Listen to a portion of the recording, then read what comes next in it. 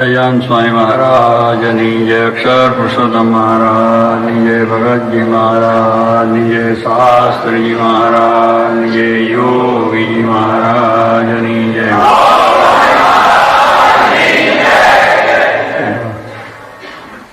કથાની અંદર આજે બધી જે ખરી વાતો આવી છે એટલે આપણે તો બધા ટાઢા થઈ ગયા એવી વાત છે કે આવું બધું આવવાનું હોય તો પછી અહીં આવવાનું કારણ શું બોલો? વાત સાંભળીને ટાઢા થઈ ગઈ. આવા દુઃખની જ વાતો, બીજી કંઈ વાત જ ના હોય તો એમ કરવું. અહીં તો આવતા હોય એટલા માટે કે શરીરને સુખ રહે, પૈસા ટકાનું સુખ રહે, ધંધાનું સુખ રહે, બધી રીતે આપણા પરિવારને સુખ રહે. ઘણી જાતના આપણે વિચારોથી જ આવતા હોય. જરૂર છે એને કંઈ વાંધો નથી, પણ સ્વામી કે જ્યારે આવી કથા વાર્તા સાંભળીએ ત્યારે જ આપણને આ બધા મનસુબા મટી જાય અને ભગવાનનો મહિમા આપણને સમજાય. ભગવાનથી જ સુખ છે એવું બીજા કોઈથી નથી. એટલું જો દિમાગ દ્રઢ થાય આ બધા પ્રસંગોની અંદર આપણને સ્થિરતા રહે. સુખ દુઃખ આવે સર્વ ભેળું તેમાં રાખજો સ્થિરમતી, જાળવીશ મારા જનને અતિશય જતન કરી. મહારાજ પોતે કહે છે કે સુખ ને દુઃખ બે છે જ, ભેગું છે. સુખમય દુઃખ છે, દુઃખમય સુખ છે, ભાઈ મિક્સ આવ્યા કરે છે. પણ એની અંદર મતિ જે ભમી જાય છે, એમને જે બધા દાખલા આપ્યા કે દુઃખમય પણ સ્થિરતા રહી, સુખમય પણ સ્થિરતા રહી. કે ભગવાનમાંથી ન પડ્યા, ભગવાનના ભજનમાંથી ન પડ્યા, ભગવાનનો આશરો કોઈ દિવસ મૂક્યો નહીં. એ બહુ મોટી વસ્તુ છે. આપણે જો ભગવાનનો આશરો હોય તો બધા આ પ્રશ્નોનું નિરાકરણ થાય. ભગવાન સર્વ કરતા છે એમ સમજીને એમનો આશરો, જેને જેને દુઃખ આવ્યું ને જેને જેની વાતો કરી એ ભક્તો બીજા ત્રીજાની, તો એમને આશરો એક જ હતો, ભગવાનનો. બસ કે એ જે કરશે બરોબર જ કરશે એવો દૃઢ વિશ્વાસ. પણ આપણે એ વિશ્વાસ રહે નહીં એટલે પછી આમાં લેવાઈ જવાય છે. આપણે એ લેવાઈ જાય છે કે ભગવાન સર્વ કરતા છે એવું નથી રહેતું. કે પહેલા દુઃખ આવ્યું, બીજું આવ્યું, કંઈક મુશ્કેલીઓ થઈ એટલે તરત જ આપણે એ વિચાર જતો રહે કે ભગવાને કર્યું છે એમ નથી મનાતું. એટલે ભગવાનનો આશરો દ્રઢ ના થયો. પણ જેને આશરો છે એમને બધી મુશ્કેલીઓની અંદર એ ભગવાનને સર્વ પ્રકારે સુખના ધામ જાણી અને એમને ભજન કર્યું. પાંડવોની વાત કરી તો પણ કૃષ્ણનો જ એક આધાર, કૃષ્ણ સિવાય કોઈ કશું કરનાર નથી. એ દુઃખની અંદર એમની સાથે હતા છતાં પણ એમનો સંકલ્પ ના થયો કે ભગવાન અમારી રક્ષા કેમ કરતા નથી. આપણને એમ થાય કે રક્ષા કેમ ન કરે, અમે ભક્ત થયા, આવી બધી ભક્તિ કરી. એ બધા ભક્તો જ હતા. દાદા ખાતેની વાત કરી, કેટલી સરસ કરી મહારાજે.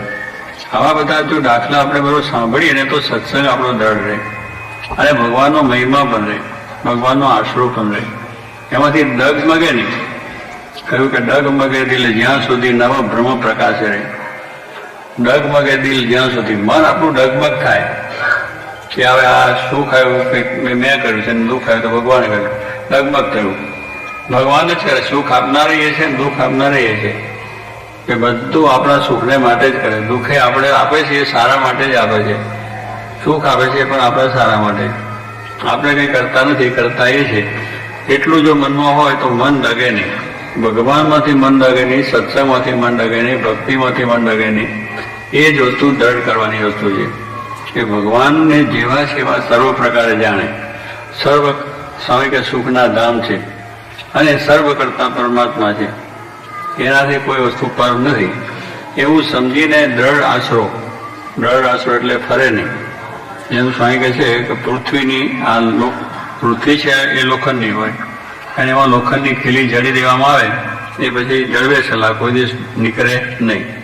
એમ આપણે પણ ભગવાનની અંદર આપણી મનની બુદ્ધિને નિશ્ચય જે પાકો કરી દીધો હોય તો પછી આપણે ગમે તે પ્રસંગો થાય તો પણ મન આગુ પાછું થાય નહીં. એ નથી એટલે બધું કેટલુંક આગુ પાછું થાય છે, પાછા પડી જાય છે, આ મૂકી દેવાય છે, બીજો આશરો થઈ જાય છે, પછી ઘણી જાતની મુશ્કેલીઓ થાય. એનું કારણ એ છે. પણ આ બધા જ્યારે દ્રષ્ટાંતો સાંભળીએ ત્યારે આપણી મનની સ્થિરતા આવે કે નહીં, ખરેખર આ વસ્તુ સાચી છે, પરમાત્મા સાચા છે અને એ સુખ કરનાર છે જ. ધીરજ પણ જુએ છે, કસોટી પણ કરે છે. કેટલા ભક્તોની કસોટી પણ કરી છે અને કેટલા ભક્તોની બધા પ્રમાણે પોતાનો નિશ્ચય છે કે નહીં પણ જોયું છે. અને એ રીતે પણ પરીક્ષા કરીને પણ એમને આ રીતે કર્યું. પણ એ પરીક્ષામાં બી પાસ થઈ ગયા બધા. પરીક્ષા મહારાજે લીધી તો પણ પાસ થઈ ગયા, કે એમાંય પણ ભગવાને કસોટીમાં પણ એમને કોઈ એવા વિચાર ના આવ્યો કે ભગવાન હશે કે નહીં હોય. આપણે થઈએ કે ભગવાન કહેવાય જ નહીં, કે આપણું બધું હોય ને તે બધું જોયે, જાણે, અંતર્યામી છે, જાણે તો પણ કેમ આવતું એ વિચાર તરત આપણને આવી જાય. દાદા ખાચરની વાત કરી કે પેલા ખળા થયા એક વાર, અને વરસાદ ઉપર ખૂબ વરસ્યો.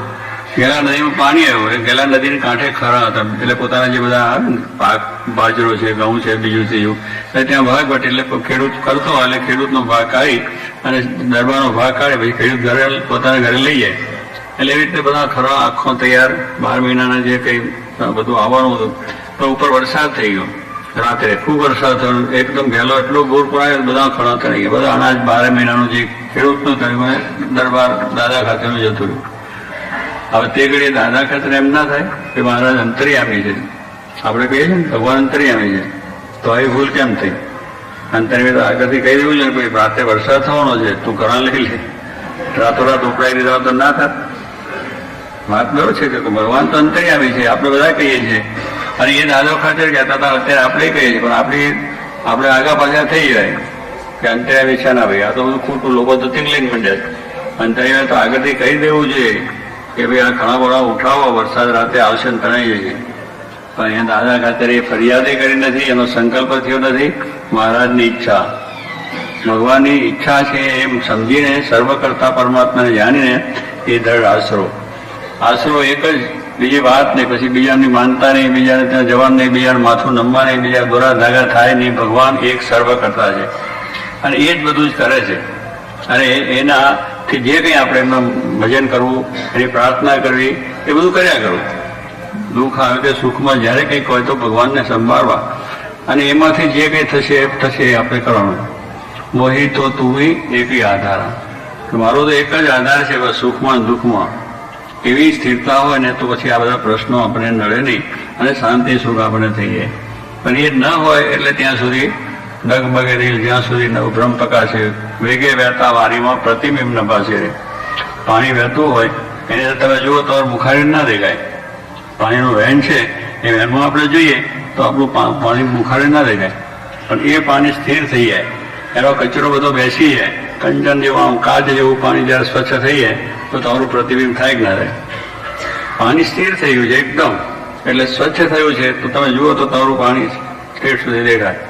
ગંગામાં નાવા જાઓ છો તો પાણી એટલું બધું એકદમ ઉપરથી આવે છે, નીતરેલું પાણી આવે તો તમે જુઓ તો અંદર નીચે એના પાણી તળિયે જે વસ્તુ નાખી હોય તો તમે દેખી શકો.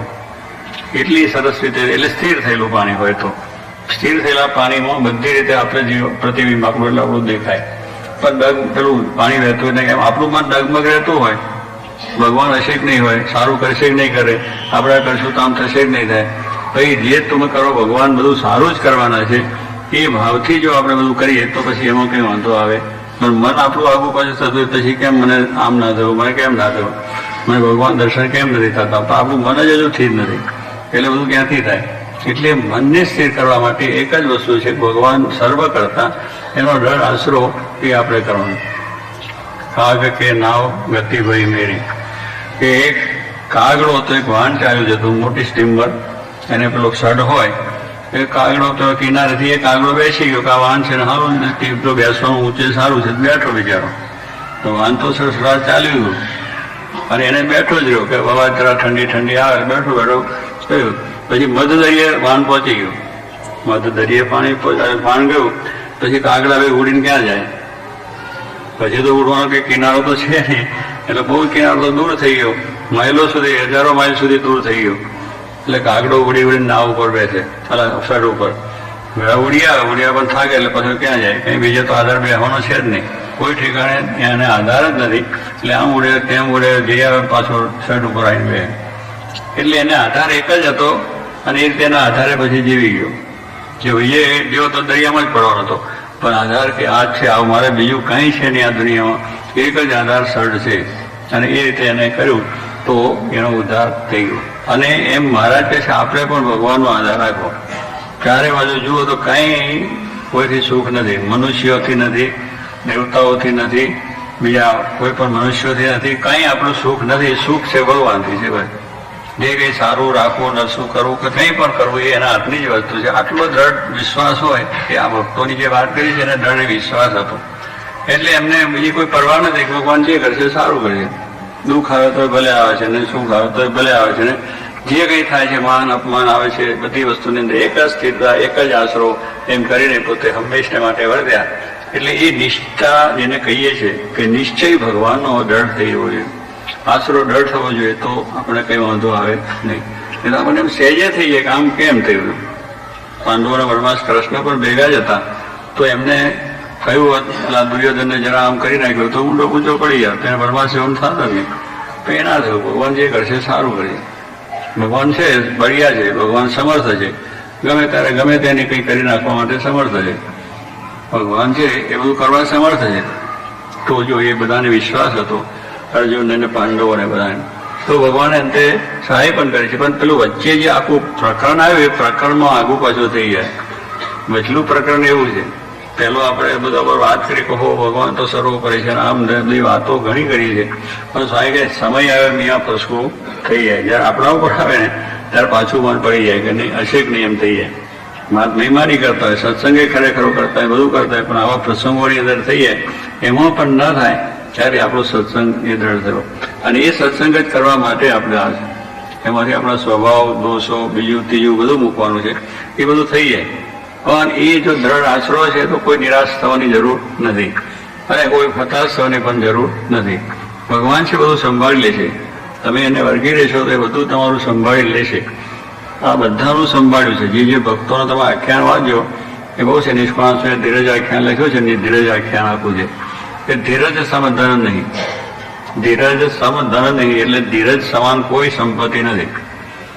ભગવાનને વિશેની આપણે જે દ્રઢતા, ધીરજ કાંઈક આપણે ભગવાન તો ધીરજવાન છે, ધીરજ જુએ છે, આપણી પણ ધીરજ જોઈએ છે. એ બહુ ધીરજવાળા છે. એકદમ એ કોઈનાથી નારાજ નથી થતા અને કોઈના પર રાજી નથી થતા. ભગવાન ઘણા દિવસ હું જોઉં છું ત્યારે રાજી પૂરા જેવો થાય છે.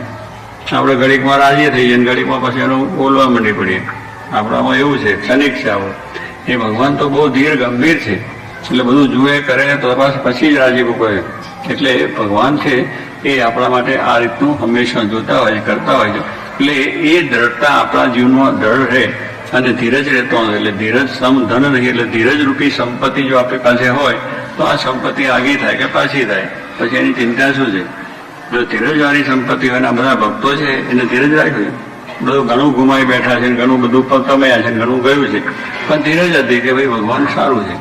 એટલે એને લઈને બધા વિચારમાં શાંતિ સુખ રહેલું છે. એક વિચાર જ આપણે કરવાનો. આવું એક જ્ઞાન છે, આવું એક સમજણ છે એ આપણે કરવાની છે. આમાં કંઈ મૂકી દેવાનું નથી. ઘરબાર મૂકવાનું નથી, પૈસા ટકા નાખી દેવા નથી, બીજો સંસાર તોડી નાખવાનો નથી, ધંધો તોડો, બધું છે એની સાથે સમજણ. જેને છે એ બધાને સમજણ. રાજા જનકની વાત કરી પણ એક સમજણ હતી. તો એ સમજણમાં ભગવાનમાં સુખ છે તો એને ભલે બધું આખું રાજની અંદર અગ્નિ લાગ્યો, એનો મહેલે ભરી ગયો, બધું થઈ ગયું, ધીરે લાગીને બેઠો રહ્યો.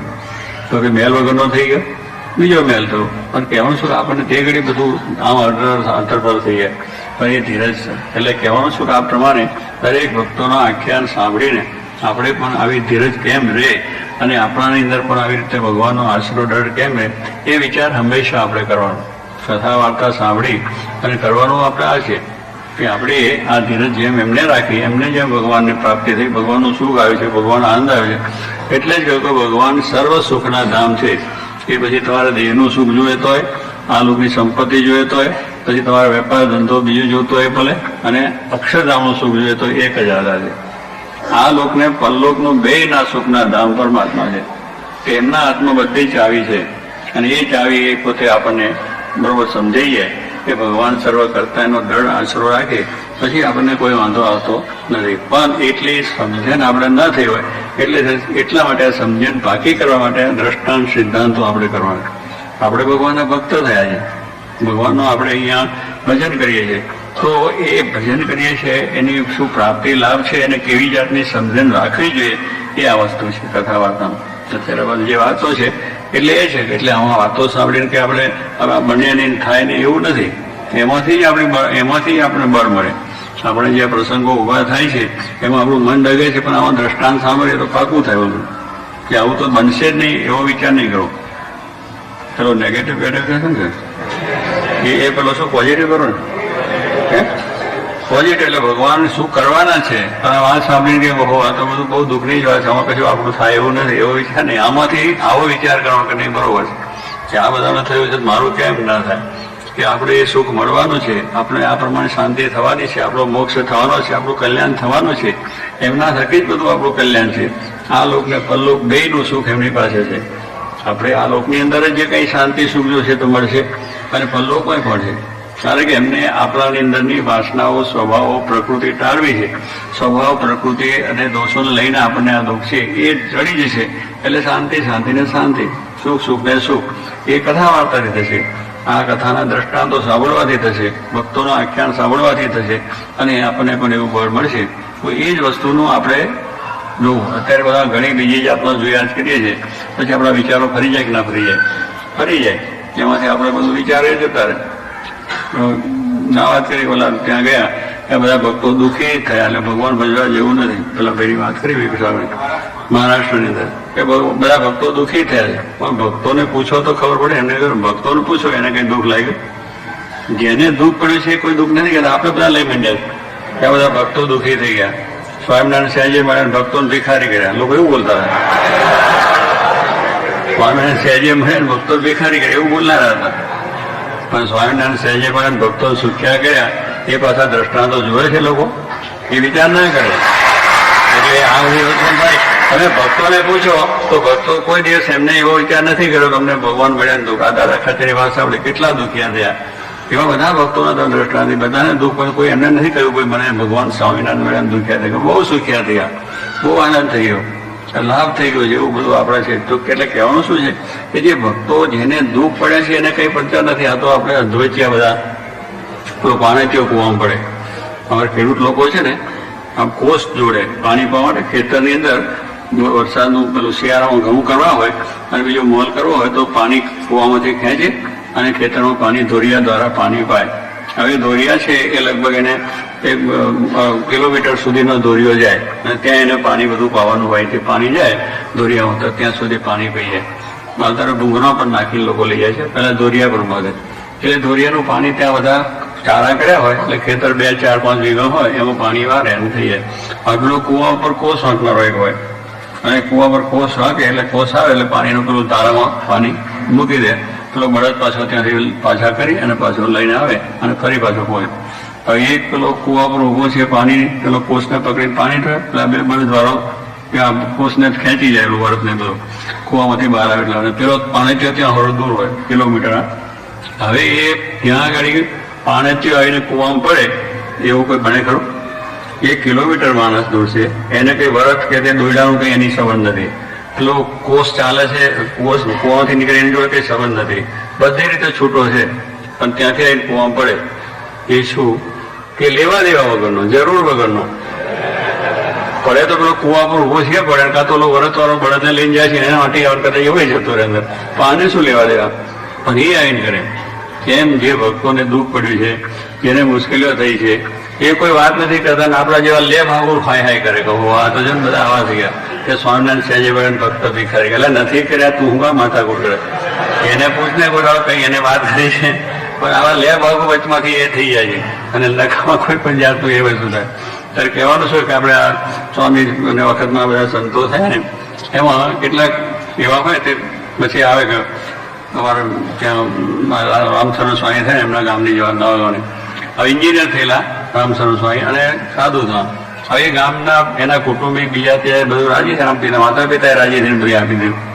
પણ ગામના માણસો ભેગા થયા, અમારા ગામની આબરૂ જાય, અમારા ગામની આબરૂ જાય. એવો ભણેલો ગણેલો છોકરો સાધુ થઈ જાય એટલે કંઈ ખાવા નહીં મળ્યું હોય કે ગામમાં કંઈ આવું છે તો અમારું ગામની આખી કિંમત જતી રહે, આબરૂ જતી રહી.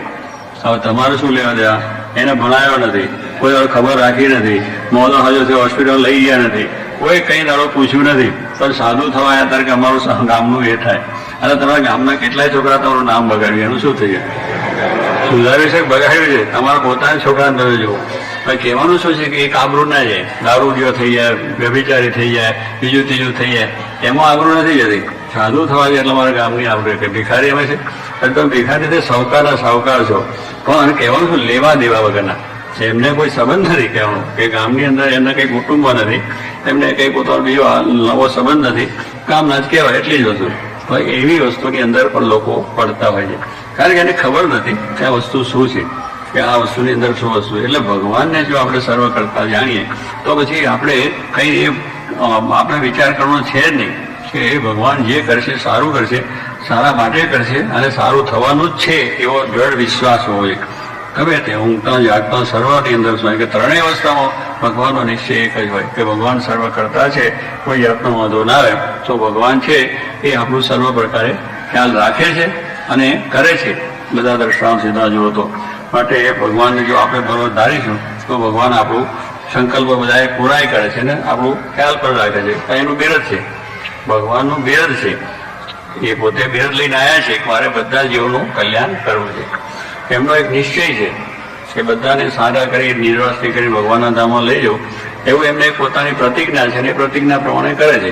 એની રીત છે એ કઈ રીતે આપણે ચોખ્ખા કરવા, કઈ રીતે વ્યવસ્થિત કરવા, કઈ રીતે આપણી આ બધી વસ્તુની અંદર ઉકાળવી, એ બધી રીત પ્રમાણે આપણે રહેવાનું છે. એની પાસે જે તે પ્રમાણે રહીએ પછી કોઈ જાતનો વાંધો ના આવે અને એ પ્રમાણે આપણું કામ થઈ જાય. એટલે એમના બિરદ પ્રમાણે એ કરે છે. આપણે એટલું છે કે એમને કર્યું છે બરોબર છે એટલે એ પ્રમાણે થઈ જાય. એક દ્રષ્ટાંત આપે છે કે રાજા પાણીના અભાવે ખેડૂત હતો. એ ખેડૂતની પાસે બતક પાણી પીવાની હોય, આપણે જગ રાખીએ છીએ ને એમ લોકો ત્યાં કાદોની બનાવેલી બતક એક હોય અને ખેડૂતો લોકો પાણી પીવા માટે ખેતરો લઈ જાય, હાથીનું વાગે અને બપોરે કે ત્યાં પાણી પીવું હોય ત્યારે પીએ. એક રાજા ત્યાંથી ફરતો ને બહુ તરસ લાગેલી. રાજાએ કહ્યું જો મને અત્યારે કોઈ પાણી પાય તો એક ગામ એને હું આપી દઉં, એક ગામ આપું. એટલે પછી એ પ્રમાણે પેલો માણસ કહ્યો કે આ રાજા છે અને તું પાણી આપ અને તરસ બહુ લાગી છે કે આપણે પાણી ના આપું. પેલું તો કે રાજા છે તો રાજા હોય તો શું ના આપું. તો રાજા આવીને પોતે માગ્યું તો પાણી આપ કે આમ છે. પછી ઓલું પાણી લેવા પરને જરા ગયો એનો માણસ, એટલે ફોડી નાખ્યું પતંગને, પાણી ઢોળી નાખ્યું એને ફોડી નાખ્યું, પેલા રાજાને ના આપ્યું. એટલે પછી રાજા પોતા ગઈ રાજની અંદર એને બોલાયો, એને ગામ આપ્યું, એને ગામ આપી દીધું. પછી પેલા બધા માણસ કે રાજા છે આને તો તમને પાણી ના આપ્યું અને તમે જાતે ગયા તો માગ્યું તો ના આપ્યું, ઓલી બતક ફોડી નાખી તો એને ગામ શેનું આપવાનું, પાણી પાય એને આપવાનું હતું. તો રાજા કે હું રાજા છું, મેં સંકલ્પ કર્યો તો મારે એને ગામ આપવું. એને એનો નિશ્ચય તો મારે પાણી ન અપાવું. એટલે એને નિશ્ચય એને પાણી ના અપાય બરોબર. જો એ માણસ એનો નિશ્ચય ખેડૂતે પૂરો કરી લીધો કે મને પાણી નતું પાવ, એનો જે નિશ્ચય હતો એને બધા ખોડી પણ નાખી મને પાણી ના પાવ. જો એને એનો નિશ્ચય પૂરો કર્યો, સંકલ્પ પૂરો કર્યો તો મારો સંકલ્પ પૂરો રાખો, હું રાજા છું. મારું રાજાનું મન મોટું હોય, આપણું સંકુચ. એટલે ભગવાનનો જે સંકલ્પ છે એ આપણને રીતે, પણ આપણે થોડું સાવધાની જે કહે છે કે આપણે મહારાજના જે આવો આશરો, દ્રઢ સંકલ્પ એ બરોબર એવો જોઈએ તો પછી વાંધો ના આવે. પણ એમાં ડગમગ હોય પછી કહે છે કેમ ના થયું એ વસ્તુ. એટલે અહીંયા એ પ્રમાણે કર્યો તેથી ગામ આવ્યું. જીવ પોતાના સ્વભાવ મૂકતા નથી તેમ ભગવાન પણ પોતાનો સ્વભાવ મોક્ષ કરવાનો મૂકતા નથી. ભગવાને પણ પોતાનો છે મારે મોક્ષ કરવો છે બધા. એ પછી આપણે આગા કરે પાછા કરે, સુખ મૂકે દુઃખ મૂકે, શરીર સારું રાખે નરસું રાખે, વેપાર ધંધામાં આગા કરે પાછા કરે, એ બધું જ કરે. પણ તમારે પછી થાય કરે આવા દેહમાંથી મહારાજ તમે કાઢો. દેહમાં આસક્તિ હોય તો દેહમાં રોગ મૂકે, પૈસામાં આસક્તિ હોય તો એવું બધું કરી આપે કે આગળ પડો થઈ જાય.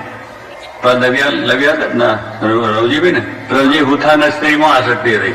એટલે સ્ત્રી એવી આવી માથા ફોડવાની તે બીજાને સુખ જ ના આવ્યું, કઈનો તો ખરો. પણ એ કારણે એને આસક્તિ તોડાવી હતી. એને કઈ એવું નતું ભગવાન કે એનો સંસાર બગાડવો હતો, પણ એની આસક્તિ અંદરની કાઢી હતી. આવા પ્રસંગો મૂકીને એમાંથી આગળ આપણે કરાવી દે.